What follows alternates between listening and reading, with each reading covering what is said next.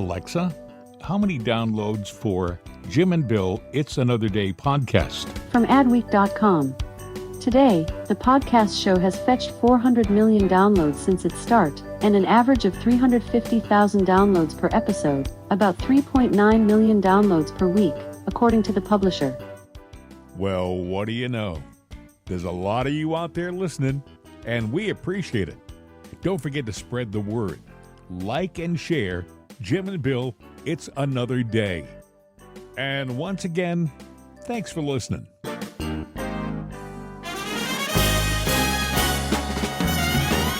Well, hello there. It's another day. I'm Jim Harrington. And I am Bill Knight. Happy Monday. Hope you had a great weekend. The news didn't heal over the weekend, I can tell you that. You know, I think we have some appropriate music to start this week off. What do you think? Oh, yeah, I think so. Well, you know, you have the students all together marching in Philadelphia with their red flags, the hammer, and the sickle on it. Yeah. Putin's got to be laughing. Oh, yeah, baby. Everywhere is freaks and harris, dykes and ferries. Tell me where is sanity?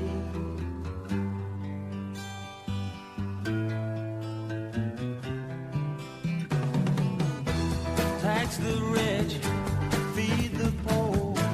Tell there are no rich no more.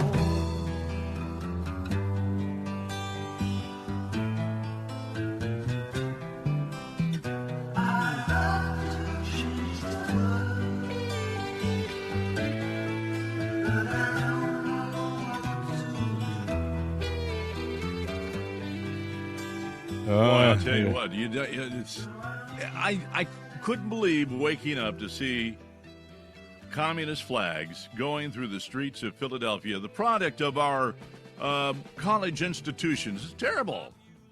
But what do you do? I know. 300 students, they call them. You know, I love anyone of that age is called a student, you know. It could be anybody. They could be anybody off the street. Pay them a few bucks, carry this flag, march with that group. And all of a sudden, they're students. But they were walking through Philadelphia with the hammer and the sickle, by the way. This was not like some strange flag. This was the old Soviet flag. Yeah. Which is weird because Russia is a little bit more democratic now. You know? Yeah, I know. They don't use that anymore. But no. We are going through some very difficult times. And we're not alone, by the way. We are not alone. Have you seen what's happening in Great Britain? Huh?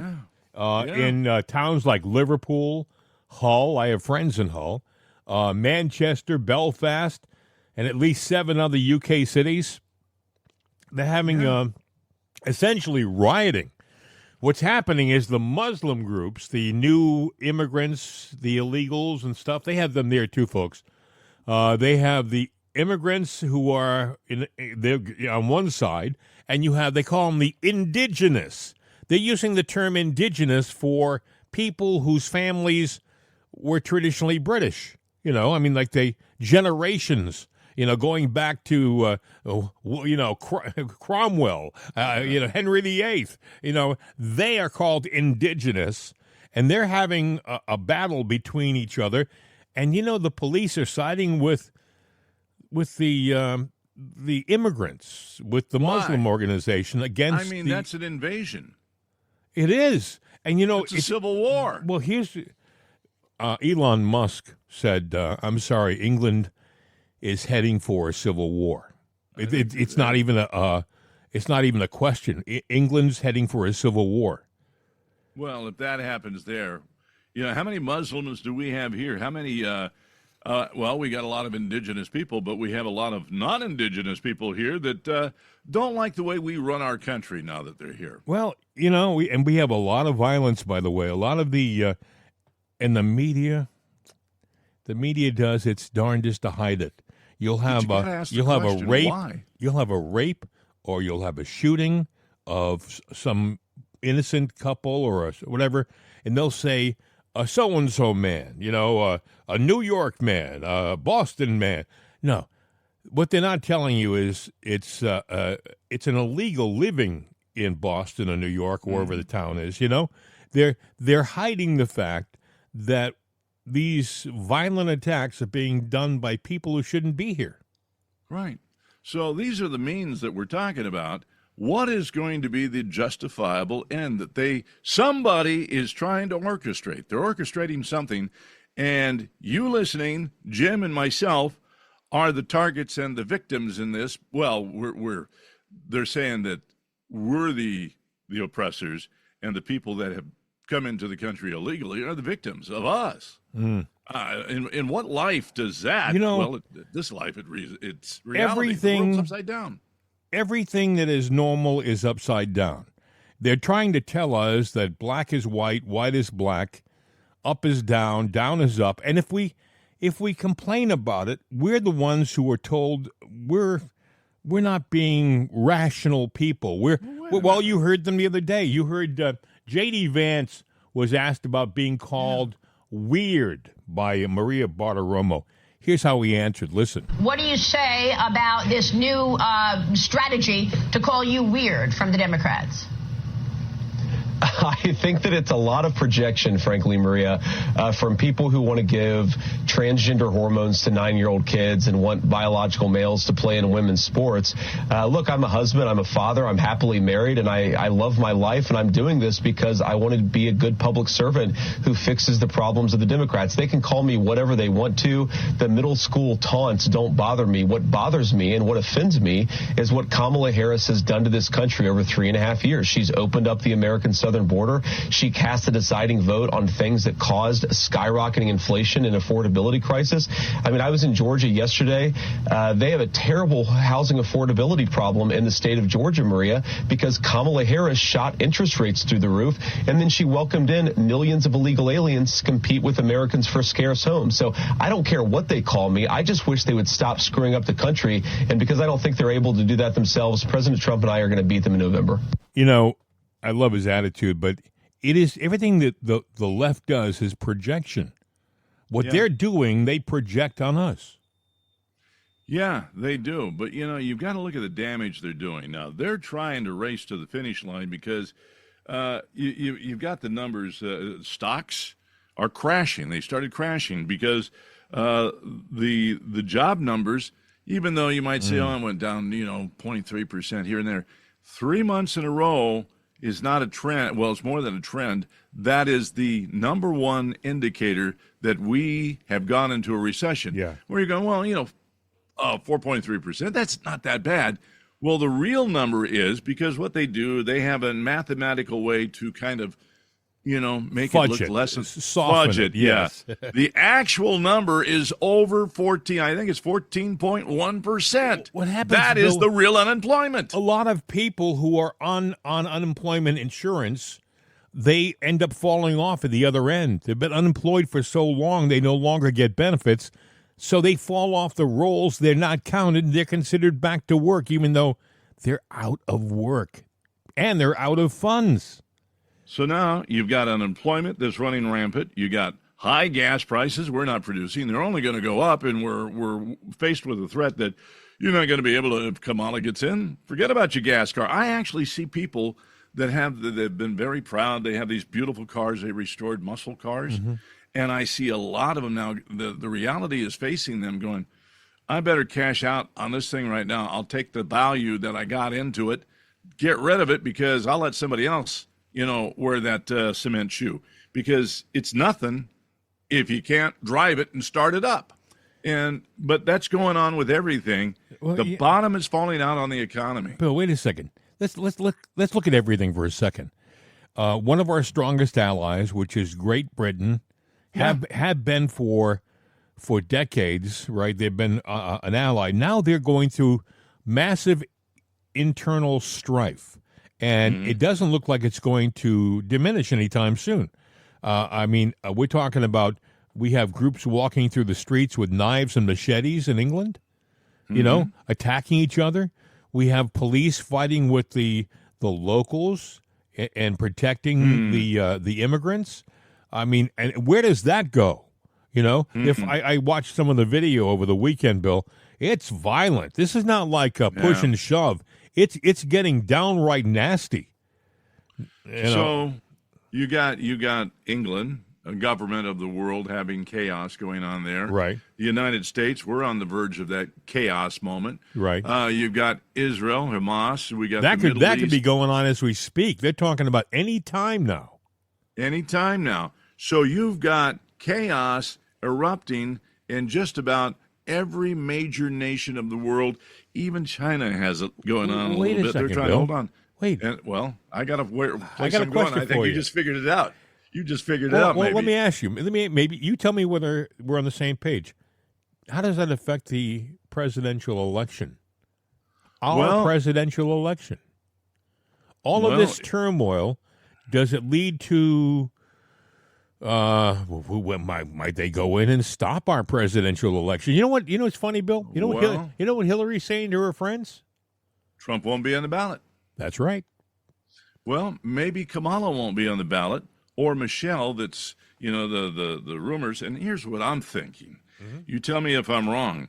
One thing that certain rich people of the world want, even Obama wanted, and the Clintons wanted, was one world government. When all the little nations of the world can't seem to get along and can't keep it together, does somebody march in with one world government? You wouldn't be talking about the United Nations, would you? Well, do they fit does the shoe fit? It's funny you should ask that. I don't know whether you were asking yourself the same question over the weekend, but all of a sudden over the weekend, I don't know whether you read about this. We've sent in a fleet of ships to the Middle East. Another fleet of ships into the Middle East with Marines on board and weaponry. And my question was, Joe Biden isn't really acting as president right now. So who is? He's disappeared. We have Kamala on the campaign trail. Who is ordering all these troop movements? Well, let me ask you a question. The United Nations stepping in as the great arbitrator of the world, and you know what? We'll take over this and handle this. The one thing they don't have is the world's most powerful military. The United States has the world's most powerful military, unless, of course, we give it to the United Nations. Hey, I know Barack said what Barack said one time, and now that he's not president, he'd like to be president of the UN. Well, he probably is sitting downstairs in his boxers, going whatever he wears, and something. I remember a while back somebody saying something's amiss. Oh, something's amiss, all right. And we're about to get hit with a big black eye, and it's not going to be all peaches and cream. Well, I just don't know how we can send troops to an area and threaten going to war with them when we haven't had a presidential order or we haven't had a declaration of any kind of war from Congress. Congress is supposed to declare war, not the president. That seems to have gone by the wayside since the Vietnam War. But, for the longest time in our country, you had to have a vote in Congress to declare war. And all of a sudden, we started to have police actions. Oh, it's not really a war. It's a police action. We're going to send in our troops, and the president's going to order it. Well, this is the kind of stuff that leads to weird dreams. And, the idea, even the notion that you could take the UN and say, okay, we're going to go one world government. People are protesting in the different, in England. So if all of a sudden you would just have global civil war everywhere breaking out. Look down in South America with their elections. It's going on. And you have this unity. Well, we'll give the military to the United Nations and we'll quell everything. I don't think people are going to go for that. And then all of a sudden you might have this weird dream of walking through a field and a plane flying over that's a gunship with a Gatling gun taking out people. Oh, I know what you're talking about. He's talking about a dream that one of us had. Wasn't me, so I narrowed that one down. But I'm not making fun of it. It's reality. Well, you spend your whole life paying attention to what's going on in the world, and you really can't put all the pieces together. We're just human beings here. but there's a lot of pieces out there, and there seem to be more and more pieces being created every day. Yeah. And you start to wonder, are we really on the verge of violence, even in this peaceful country we live in, that hasn't seen a war since 1865? I mean, all of a sudden, we're talking about the possibility of things happening in our own country, and listen, I don't want to see this happen in any country. I think right now, they have protesters in Israel protesting the Israeli government. So so you have people demonstrating even in the places you would think they'd be so totally united for their own protection. They're saying any second now, Iran could be attacking Israel. Can you imagine that? Any second. They're at the heightened state of alert right now in Israel. You have in England, and by the way, don't think for 1 second that this is a little, little street violence that'll go away in England. This is growing. This is growing on a daily basis, and this government is not acting the way it should act. You would think it would come in and step in and be the arbitrator, but it's not. It's actually taking a side, and when it takes a side, that even creates more of a problem. Look, you got money people of the world, and they don't care about the governments. You think Bill Gates cares about the government? Do you think the Rothschilds care about governments? No, they don't. They care about their pocketbook, and they care about having global control. We work for them. We do services for them. They own everything, and for those services, we get to live another day. Yeah, well, we are living in scary times, folks. But, it's really funny. I'll make this just to clarify about the dream so we're on the same page. I said to my friend before the show started, I said, boy, I had a very upsetting dream last night. I was out in an open area and a gunship, you've probably seen them with their C-47s or whatever. They're big airplanes, and they have these Gatling guns on the side, and it started to fire the Gatling gun. It didn't seem to hit anybody in my dream, but just I could hear the sound of it like it was for real. It was so real in my dream that I woke up thinking, did someone fire a Gatling gun outside of my house? And I guess what it is, it's part of, like I said, you were living in this world that is going through labor pains of sort, and it's changing on a daily basis, and none of us have a solid answer as to where it's going. No, but it's going somewhere that's not very good. And I sit there and people of faith, they're sitting there going, these are the end times. Now, an interesting story that I saw over the weekend, I saw the video. It's really a video. They talk about war and pestilence in the Bible. Pestilence. That's pestilence. Yes. Pestilence. Either way, they talk about invasion of insects. So there's a beach in New England. Yes. In New England. Did you see the video? Westerly, Rhode Island. I know where it is. Yes. I know the beach. We got a swarm coming in. It's dragonflies, but this was like, people were surrounded. They weren't hurting anybody, but it's like having locusts, but dragonflies here. But they were coming in from the ocean. Where were they coming from? They haven't said, they said they're harmless, but they make a mess. They landed everywhere. I mean, they landed on people's lunches. They were all over the place. They were taking people's beach blankets. They didn't take them away. They just covered the beach blankets. It was something out of a biblical phrase in the Bible. Locusts. They were being inundated by these dragonflies. And yes, I'm very aware of Westerly, Rhode Island. And I don't know. Maybe it was a sign, Bill. We are living in crazy times, and I'm afraid that there are people who aren't thinking of our best interest, who are behind the scenes trying desperately to have their way with the world, despite it being good or bad for us, Right. And you know what?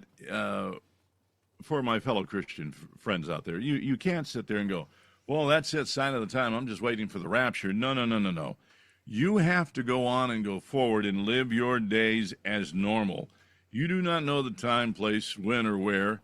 And there's a lot of things that still have to transpire. And unfortunately, friends, it's going to be bad before it ever gets good for you. Yeah. And, you got to hang on to your faith.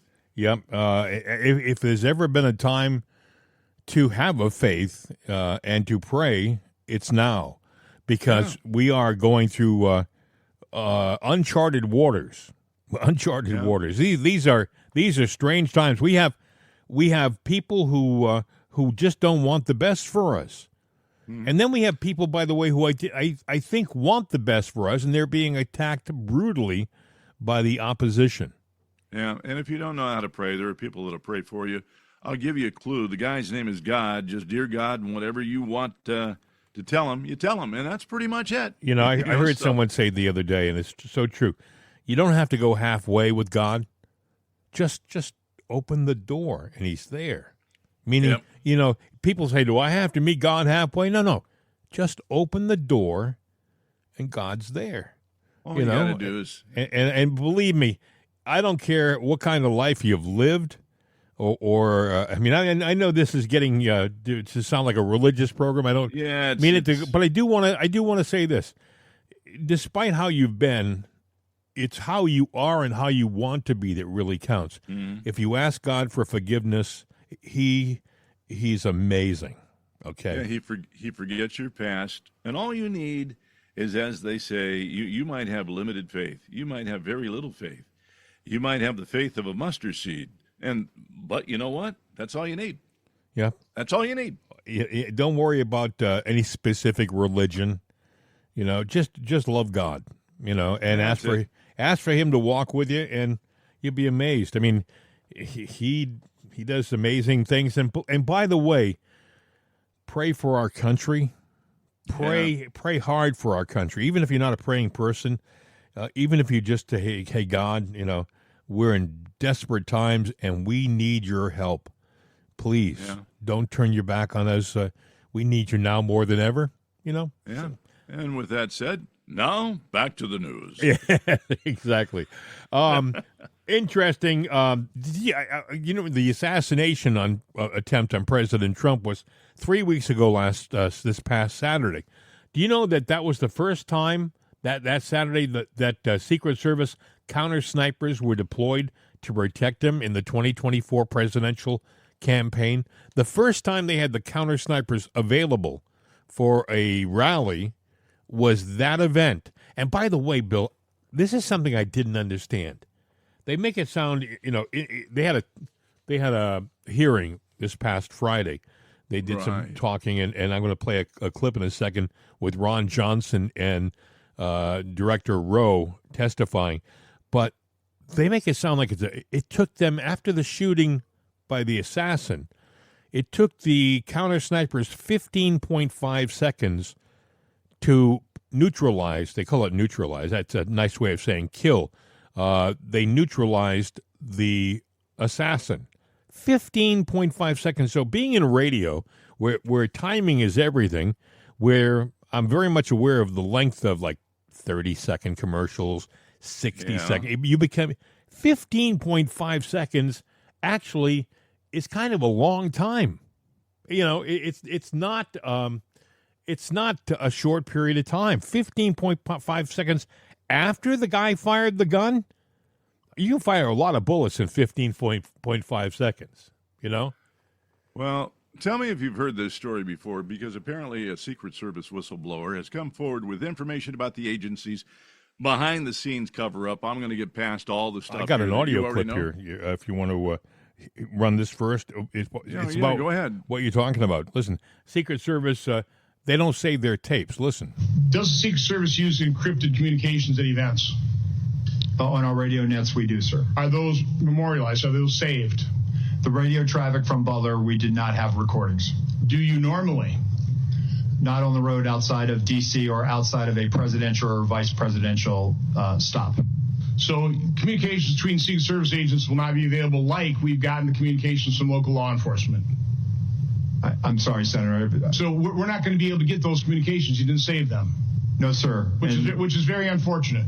It is, sir. And moving forward, I've directed that we will now start recording those so that we will have them moving forward. Amazing. But there's more.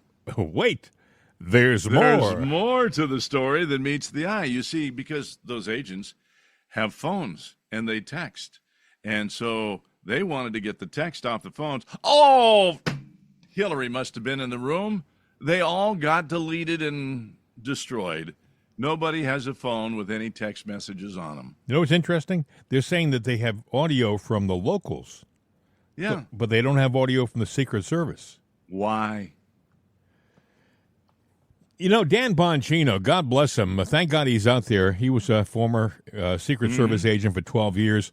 He's bananas over what's going on. He's just no excuse for how the Secret Service are acting. He's not, by the way, going after the rank and file.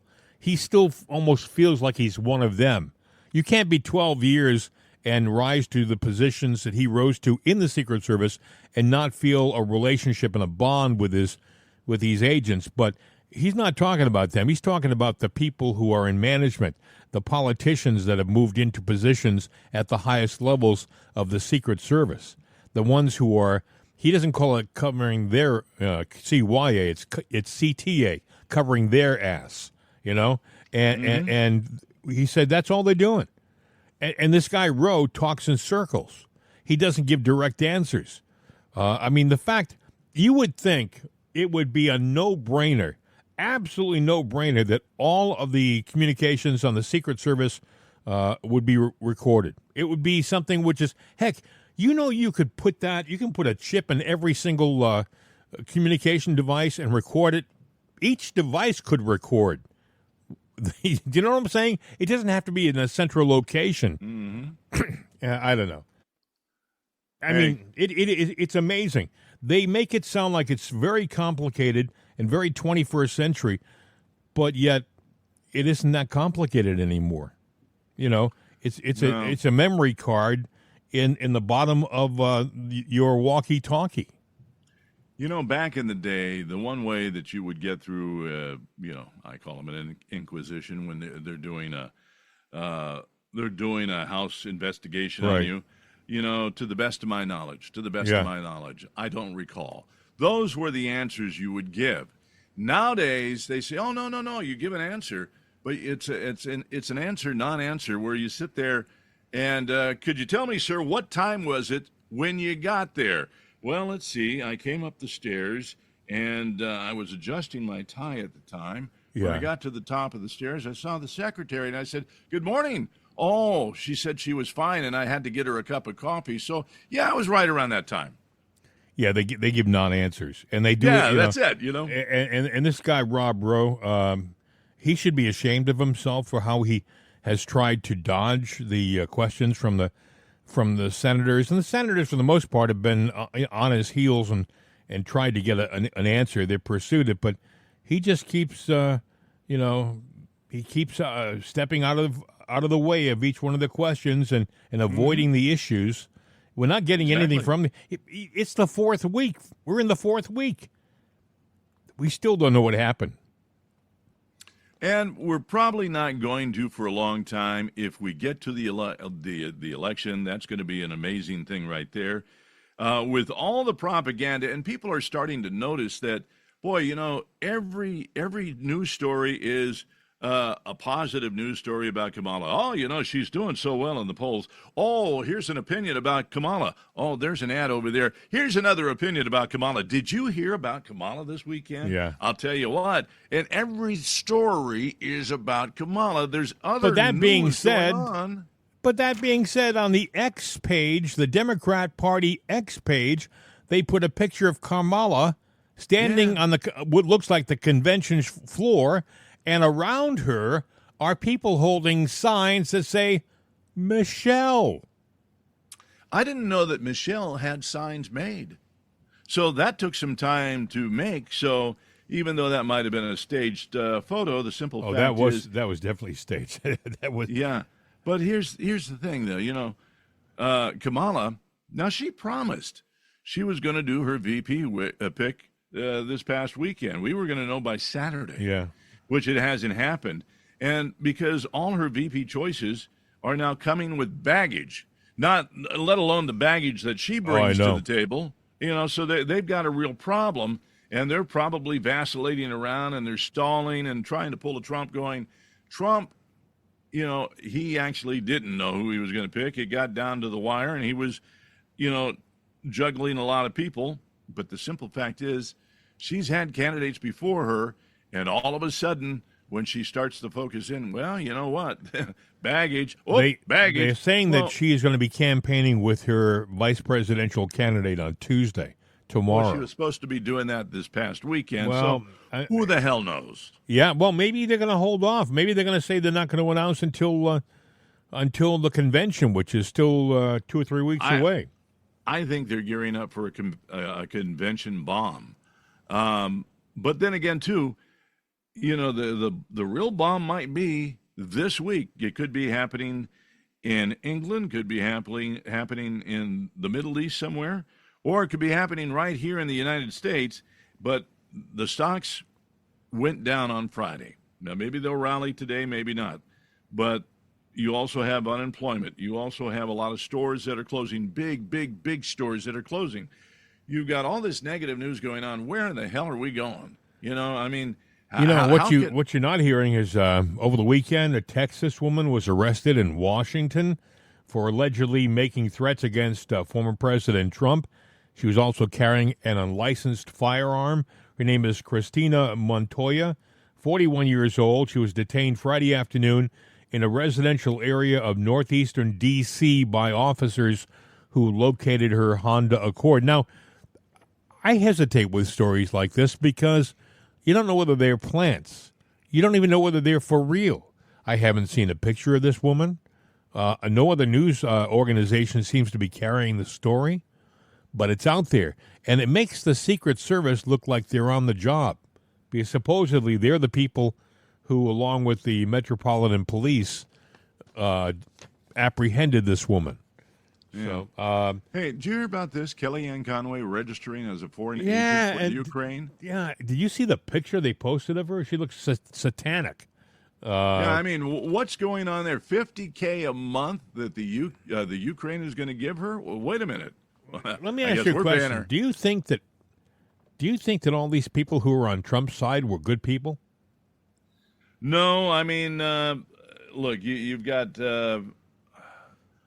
It's going to take a long time to vet out everybody, and if the news is going to be saying, well, it's falling apart for Trump. Look at the rallies. Talk to the people left and right of you. The simple fact is, the swamp is the swamp, and the swamp has red coats, and the swamp has blue coats. And folks, think about this for a second. She's getting $50,000 a month from the Ukraine. That's our money. That's our money. Okay, we're giving them tens of billions of dollars, and all of a sudden she's getting $50,000 a month. I'm sorry. She shouldn't be doing, especially, by the way, she shouldn't be announcing this during the president's campaign. If she really loved the president, she wouldn't want to put anything out there that might be. She loves her pocketbook. Well, she had a husband who was a nut, George Conway, and he was one of these guys that, even though she was the president's right hand when he was in office, he was totally anti-Trump. I mean, 100% anti-Trump. So, and I guess they've, in the past year or so, they've been divorced. But it's just, this doesn't pass the smell test. This doesn't do it to me. Kellyanne, you're making a huge mistake. I know you think you have all the friggin' answers right now. I mean, I've heard you talk. You're a smart young woman, but you haven't got all the answers, and this is a dumb move. If you cared about the president and his presidency, I'm talking about Trump, you wouldn't do something like this in the closing stages of a campaign. Well, my take on it is she probably knows more than what we think she knows. And like I say, something's amiss out there. And what she saw was a way to cash in, and she's covering her own ass with a money grab. That's what this is a money grab. Yeah, she's going to lobby, politicians for money for the Ukraine. Screw the Ukraine and the money. Let's think about our own mess here and get it fixed. And let's close that war. And then, you know what? Then, Kelly, you won't get any money once that door's closed and the war's over there. $50,000 a month. Holy smokes! I mean, these people are shameless. These Well, it's people only are $6 million a year. I mean, come there on. isn't. With all due respect, friends. I mean, she's just. There's nothing that she can do for any country that's worth $50,000 a month. I'm sorry. Just. I mean, there are surgeons who will take your heart and stop it and repair it and put it back, and they don't make $50,000 a month. The surgeon should get the $50,000 for doing the work, saving your life. I mean, what's she doing? Selling a story to somebody, and that's essentially all she's going to do. She's probably going to work on the public relations in the United States for the Ukraine. Trying to make it more of a positive public PR. They're having problems. People are fed up with the Ukraine war. They're fed up with all of our money going to the Ukraine. And so I think this is the Ukraine trying to step up its PR game, Mm-hmm. Other things happening over the weekend. President Trump was on with Maria Bartiromo. He's never afraid to get in front of a microphone and talk to the people. He was talking about government waste. In a post on Truth Social, you said that seniors should not pay tax on Social Security. And, of course, this made big news, but the Committee for a Responsible Budget says that will mean increasing deficits by $1.6 to $1.8 trillion. Because we can cut other costs. There's so much waste in our government. So that's what I want to ask. Where do you get the revenue to offset that? Because it's also apparently going to advance the insolvency date of Social Security's retirement trust fund by over a year. Well, one of the things good about that is that's when people will make a deal. You know that. But we're going to take care of Social Security. We're not going to do anything to hurt our seniors. There is so much cutting. There is so much waste in this government. There's so much fat in this government. I also have no tax on tips. That's a big deal. Are you going to make that an official line item in your economic plans? Yes. No tax on tips? No tax on tips. Very simple. Okay. No tax. What about the debt? I mean, with no taxes on Social Security, no taxes on tips. I mean, when does $35 trillion in debt become an emergency? We are going to, we were at a point, we were doing so well just prior to COVID, we were going to start reducing debt and we're going to start reducing taxes still further. I gave the biggest tax cut ever, bigger than the Reagan tax cuts. But you know what happened? It was very interesting. We took in more revenue with a smaller percentage of taxes than we did with a big percentage of taxes. And nobody understood it. I did. Some people did. But few people understood it. But when we cut taxes, we took in much more money. The country made more money. And we were getting ready. Getting ready to pay off debt. What do you want? Do you want somebody like Kamala, who's never had a real job in her life, running our economics? Or do you want somebody like Trump, who has spent his whole life managing money and growing businesses? I mean, it's a no-brainer as far as I'm concerned. Kamala's blaming, those job numbers that came out and the fact that stocks are down. She had an answer for it. She had a very Kamala answer for it. It's Trump's fault. Yeah. Well, everything, by the way, is Trump's fault. That's how they answer everything. I don't know whether you've heard this or not, but Trump said, look, we'll do a debate. It'll be on Fox. And he set a date and a time. In September. And Carmelo said, oh, no. No, you have to do it on the same network you said you'd do it on, ABC, the one that you promised that you'd do it with President Biden. And Trump said, hey, that was a debate with President Biden. That deal was with President Biden, and you have summarily removed him from the stage. Now it's between you and me, and I set the rules, and I want to do it on Fox.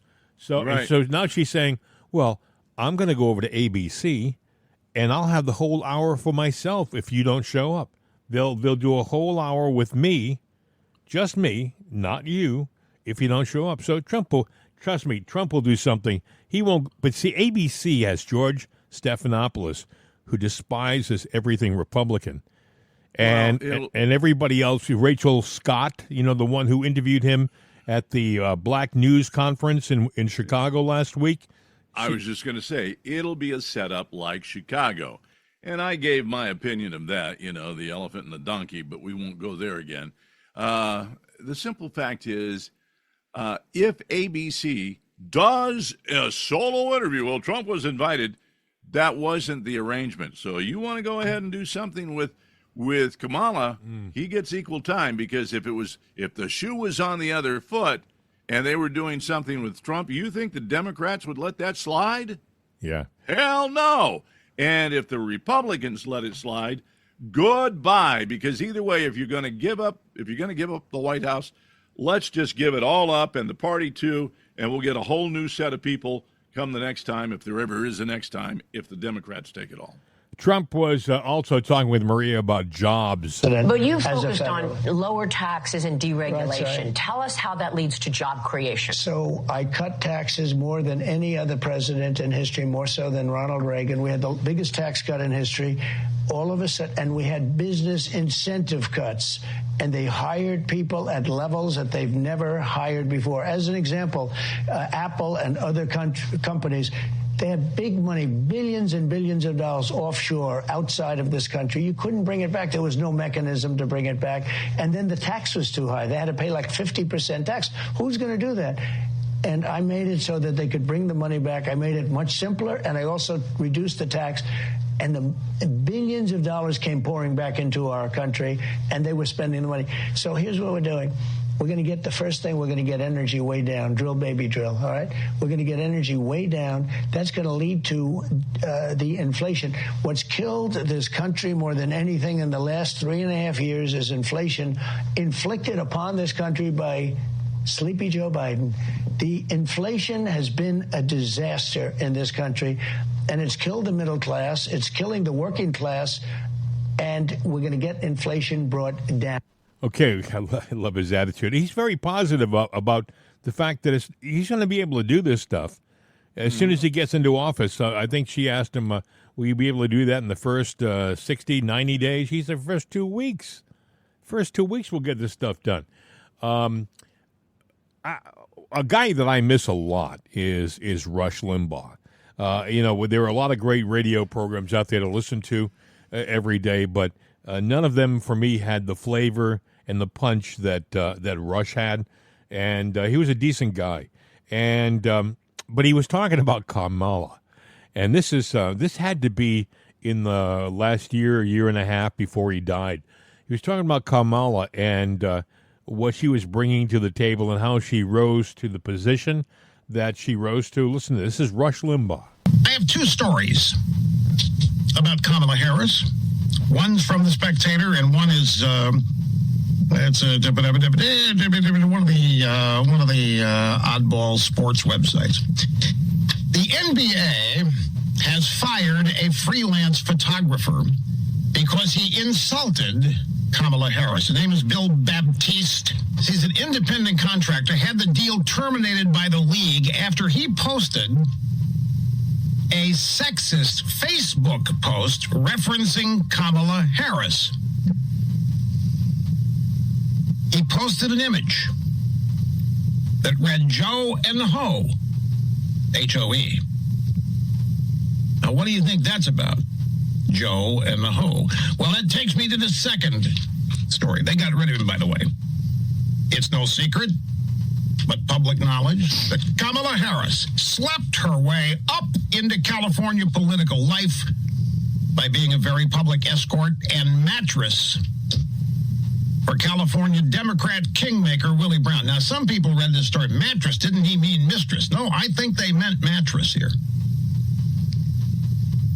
I think Dove Fisher is the author of the story.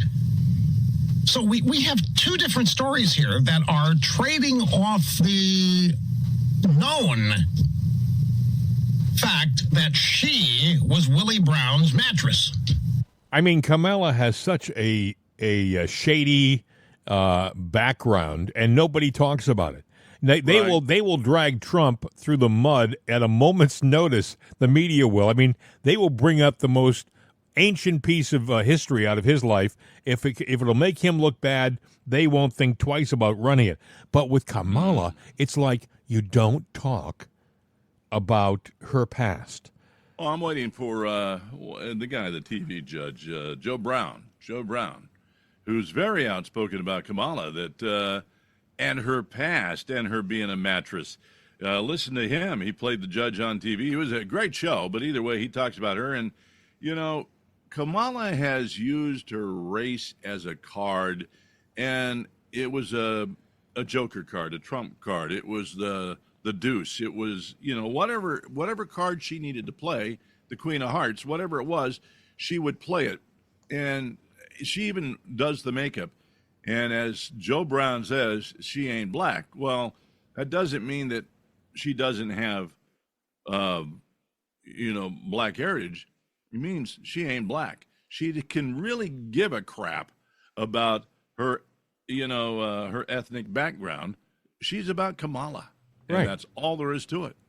You know, it's very true you say that because Kamala did sell her Indian heritage. Listen. Certainly, you could become the first Indian senator in U.S. history, which would be quite an accomplishment. Knock wood. Yeah, see, she's talking in an interview. Knock wood, Indian heritage, right? She went on a cooking show and talked about her Indian heritage. Listen. Okay, so what we're going to cook today is an Indian recipe. Yes. Because you are Indian. Yes. Okay, and I don't know that everybody knows that, but I find that wherever I go and I see Indian people at the supermarket, on the street, everyone's like, Kamala Harris is Indian, right? It's like the thing we're so excited about to have you running for president. Yeah. So we're both Indian, but actually we're both South Indian. Yes. You look like the entire one half of my family. Okay, thank you. You do. I've been telling people we're related already, so this is perfect. It's basically true. And so, were you raised eating South Indian food? There she is. There's Carmela's laugh. You'd recognize it anywhere. Over the weekend, there was a rally that President Trump had in Atlanta, and he brought this young woman. Her name is Michaela Montgomery. You're saying, who's she? I think she works in a coffee shop in Atlanta, and Trump walked in there unannounced, and she was magical, he said. She knew all about him and his background.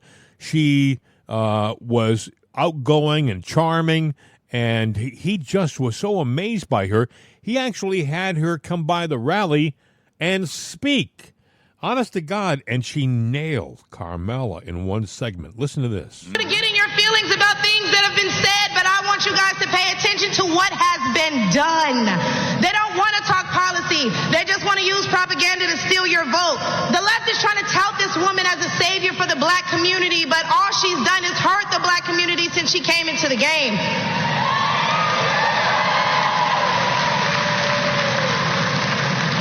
See, the first step in destroying the black community is to dismantle the black family. So aside from her record as a prosecutor, why don't we ask Mrs. Willie Brown if Kamala Harris cares about black families?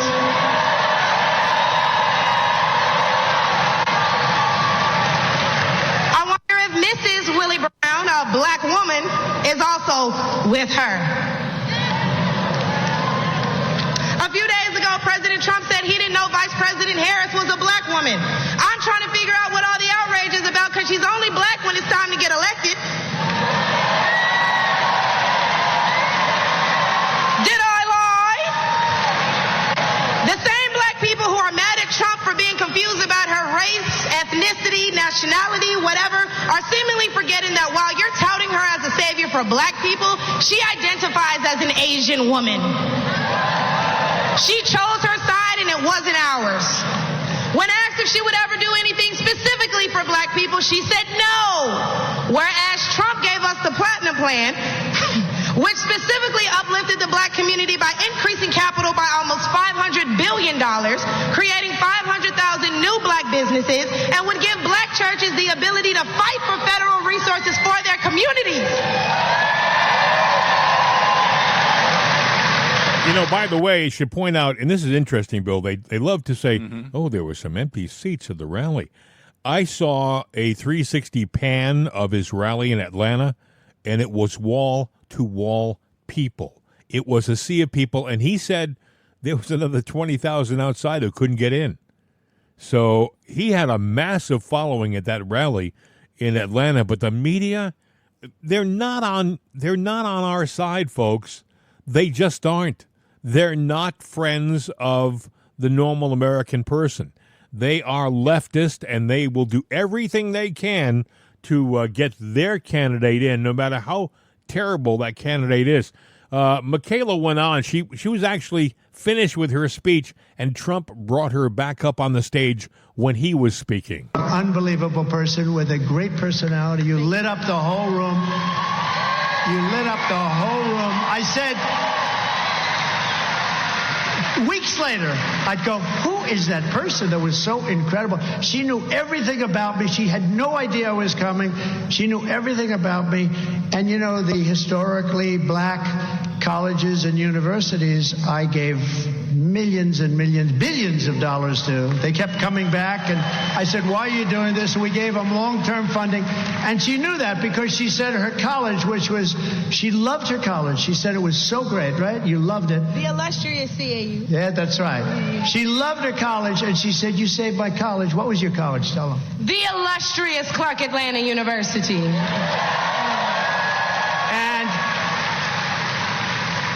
And it was so impressive, and I felt so good because she really did. She really said, I said, did you like the college? She said, no, I loved that school. I loved that college, and that's what it's all about. But you are an incredible person. I think you have a tremendous future. I really do. Thank you. And I'll do whatever I can to help you, okay? Thank you, Dan. Thank you very much for your help. Great job. You want to say something else? Man, you know, I thought I was done.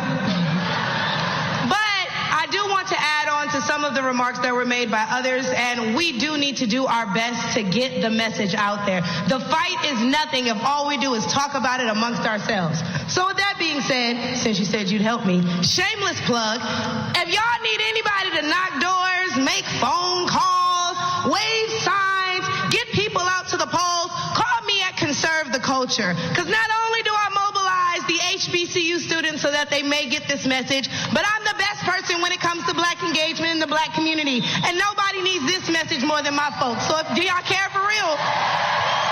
Are y'all with us for real? ConserveTheCulture.com for any and all inquiries. Y'all can follow me at Miss Kayla, baby. I'm going to give it back to Big T.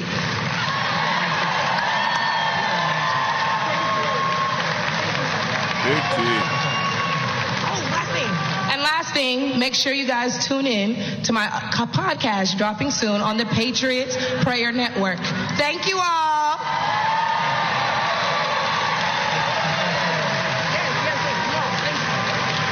You got to love that lady. Thank you.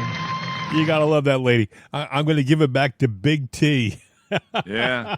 He ought to take it and run with that, you know? Oh, I was thinking the same thing. She should actually be on tour with the guy. She was amazing.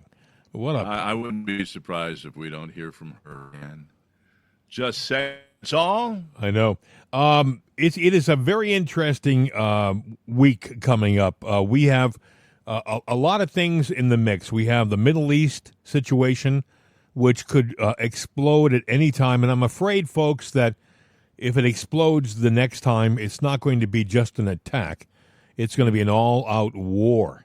Yeah, and that's going to change everything. If the Middle East catches fire, God help us all. We have England. Now, England is a tinderbox. You may say, oh, it's just demonstrations in the street. No, there are a lot of people in England who are very, very upset with the government and not happy with the situation as it stands right now. This could turn into a terrible situation. So you got to watch for England.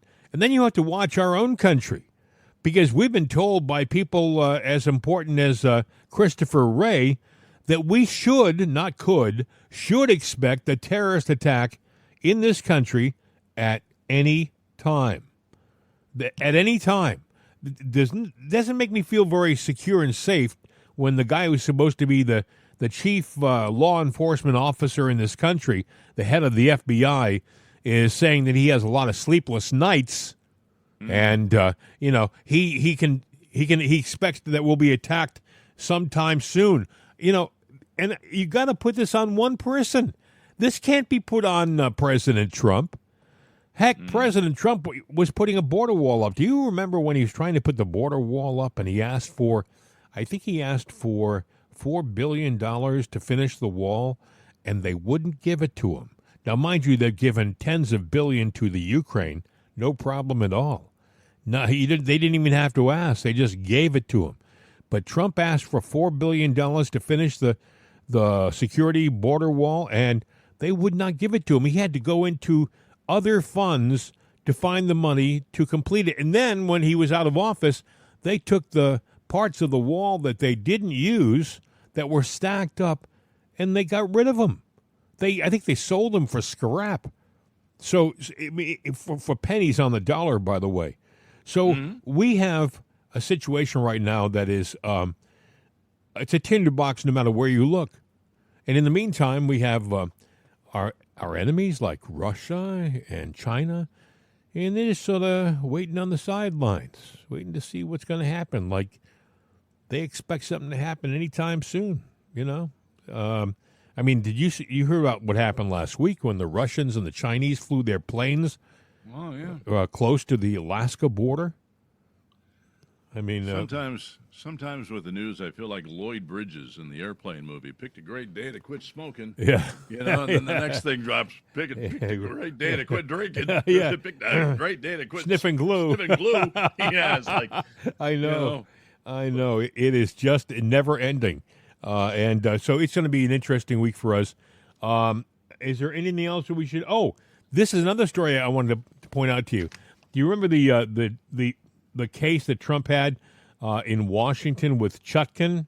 Well, it was referred up to, I believe, it was referred up to the Court of Appeals, I believe. Right. And then it ended up going to the Supreme Court, and the Supreme Court said, hey, he has presidential immunity.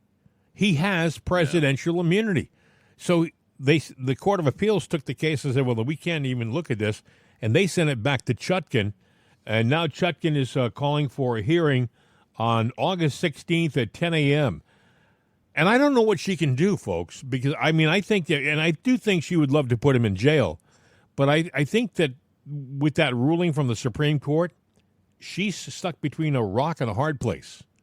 Trust me, if there's a way to twist and bend the law, they will twist and bend the law. And they will look for it as their campaign surprise, because the only real way that they can win in November, they know it, you know it, I know it, everybody knows it, is that Trump is not on the ticket.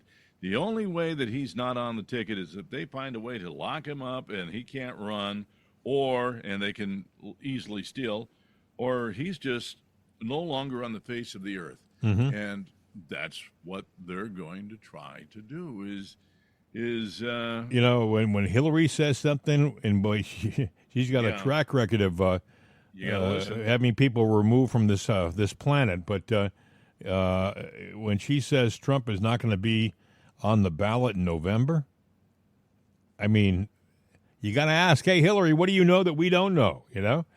Hey, another interesting thing that I heard, Bill, over the weekend. This is really, really from the real This Is Weird box. Federal Air Marshal's whistleblower says that Tulsi Gabbard is actively under surveillance through the Quiet Skies program, which is, I guess, the Federal Air Marshal's program. And she's being surveilled by our own government. When she travels, they give her luggage and her itinerary an extra scrutiny because they think that she might be a terrorist. Well, the FBI and women's underwear, I mean, they kind of go hand in hand. Look at Melania. But, this goes back to Joe Biden. If you go, no. Actually, it does. It goes back a few years. When she pulled out of the Democratic Party, all of a sudden, Joe sat there and said, watch that girl. Why? Well, what did she do? Oh, she's no longer a Democrat. Okay, so she got fed up with you, Joe, and Kamala, and Chuck Schumer, and Nancy Pelosi, and Barack Obama, and, she does support Trump. Oh, there's her sin right there. Yeah. She actually speaks highly of Trump, saying, hey, you know what? This guy is legit, and he took a bullet. They don't like that taking a bullet thing. Well, they're trying desperately to make it sound like it wasn't even a real incident.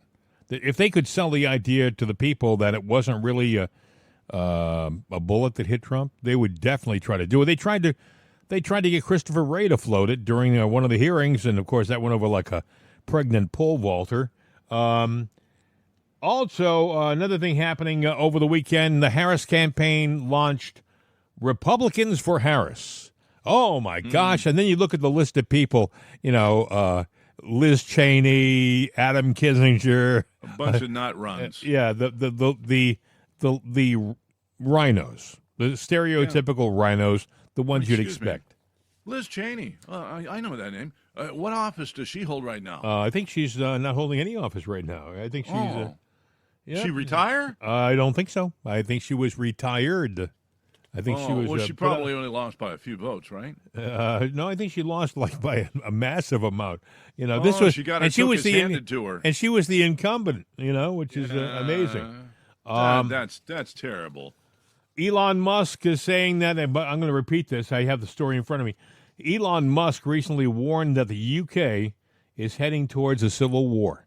That's a story. I mentioned it a little while ago, but I wanted to read the actual story. Dozens of demonstrations have broken out over the past week following the mass stabbing in the northern town of Stockport, where at least 3 school children were murdered in cold blood.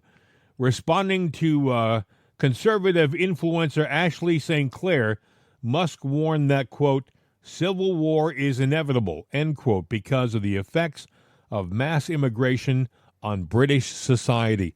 Bill, as an outsider looking at Great Britain, I have never been able to understand how they just, with no checks or balances, allowed anybody and their brothers to come into the country. And all of a sudden, people seem to be surprised now that they have tens of thousands of strangers in their country, and these people, they're not assimilating. They're not becoming British. They want you to change to their lifestyle, most countries have rules. Apparently Britain doesn't, and we don't. Canada, you want to be a citizen, you've got to live there 5 years, 3 consistently of the 5. You got to pay taxes to Canada. You've got to understand your rights and what rights you don't have. You got to know basically like their constitution, their rules and bylaws, so you've got to do that. And then you've got to pay a $600 entry fee. And, the list goes on. And you got to know their languages, which is French and English. Otherwise. So wait a second. In France, they're having massive civil unrest because of the immigration problem. Okay, right. That's France. In England, they're having massive unrest now because of the immigration problem. And we're getting problems over here. You saw it just last week in Washington when they were at the train station and they were defacing the property and beating up the police. You saw that it's happening here too, and it probably will get worse. Is this a worldwide plan? Are we living in a worldwide problem? Well, before I said there's only one solution, friends. I guess we're going to have to turn everything over to the United Nations and just have one world government, because that's what it smells like to me, except they don't have the army to quell it unless we give our military the biggest, greatest military in the world, because right now we got woke people running it. Just give it away. Give it to the UN. That way they can fix everything for us. Hey, listen, we've done it again. If you want to contact us, our email address and all of our contact info is on our website, which is www.itsanotherday.com or www.jimandbill.com. And I should point out that we're not going to make the announcement just yet, but we have something interesting coming along, I think, in the not-too-distant future. You'll want to stay tuned. I'll just leave it at that, he said as he sipped his coffee on the air with the microphone open. Yeah, this is a little cold. The one thing about doing a show that runs an hour, because you talk too much, is that your coffee gets cold. Oh, well, yes. Yes, well, there's nothing like a good cup of coffee, though, and I'm going to go make myself some in a matter of seconds. But seconds, you say? Yes, in a matter of seconds. But first, I think you have one thing that you want to add before we wrap this thing up. You know, but I'm going to do it in slow. No. You got to speed it up. Right. Yeah.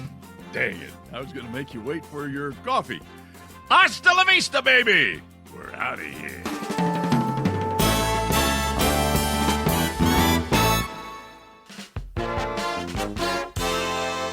This is CRN America.